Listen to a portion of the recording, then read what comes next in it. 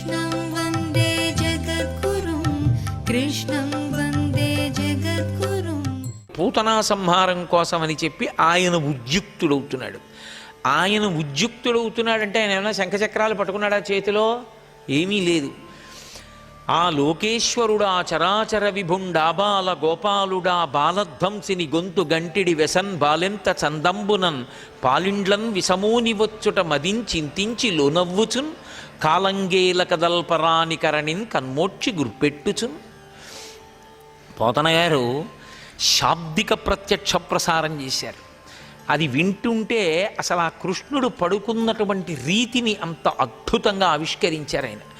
ఆ లోకేశ్వరుడు ఆ చరాచర విభుండాబాల గోపాలుడు. ఆయన ఎవరు? పడుకున్నవాడు పసిపిల్లవాడిగా ఉన్న ఆయనలో అనంతమైనటువంటి బ్రహ్మాండములన్నింటినీ నిర్వహించగలిగినటువంటి సమర్థత యందు ఏ విధమైనటువంటి తరుగుదల లేని పరిపూర్ణుడు. ఎందుచేత అంటే మీరు చూడండి, కొన్ని కోట్ల నువ్వు గింజలు ఎక్కడున్నాయని అడిగారు అనుకోండి, ఓ నువ్వు గింజలోనే ఉంటాయి. ఓ నువ్వు గింజ పట్టుకెళ్ళి భూమిలో వేస్తే వచ్చినటువంటి నువ్వు చెట్టులోంచి వచ్చినటువంటి కంకులోని నువ్వులు వేస్తే మళ్ళీ బోళ్ళని నువ్వులు వస్తాయి. ఇన్ని నువ్వులు ఎక్కడి నుంచి వచ్చాయంటే ఒక్క నువ్వు గింజలోంచి వచ్చాయి. అన్ని నువ్వు గింజలు ఒక నువ్వు గింజలో ఉన్నట్టే ఇన్ని బ్రహ్మాండములను నిర్వహించగలిగిన శక్తి పసిపిల్లవాడిగా ఉన్న కృష్ణుని ఎందే ఉంది. అది విచిత్రం.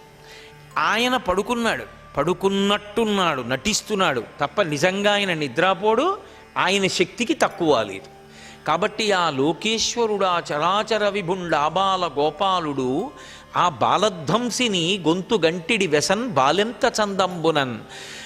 ఆమె బాలింతరాల్లా పసిపిల్లలకి పాలివ్వగలిగినటువంటి స్థితిలో ఉన్నదానిలా నడిచి వస్తుంటే కాలంకేల కదల్పరానికరణి కాలు చెయ్యి తనంత తాను కదపలేని వాడిలా, అసలు తన గురించి తనకి ఏమీ తెలియని వాడిలా, అమాయకుడిలా అర్భకుడిలా నిద్రపోతున్నాడు.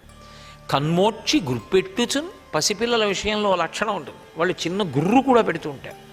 అందుకని ఆయన బాగా నిద్రపోతున్నాడు అని పూతను అనుకోవాలని ఓ చిన్ని గుర్రు ఒకటి పెడుతున్నాడు.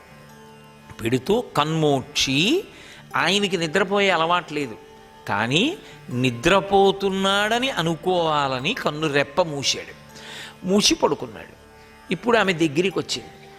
భగవద్ విషయంలో ఒక విశేషం ఉంటుంది. ఇది సామాన్యమైనటువంటి కవుల చేత రచింపబడినటువంటి గ్రంథములలో మీకు ఈ మహత్తరమైన స్పృహ గోచరము కాదు.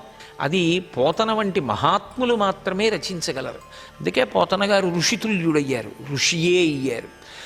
ఆయన ఆవిష్కరించిన తీరు అద్భుతం.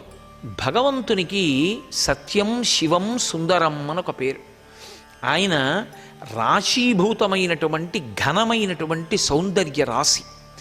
ఆయన ఏ రూపంలో ఉండనివ్వండి మహాందగాడు.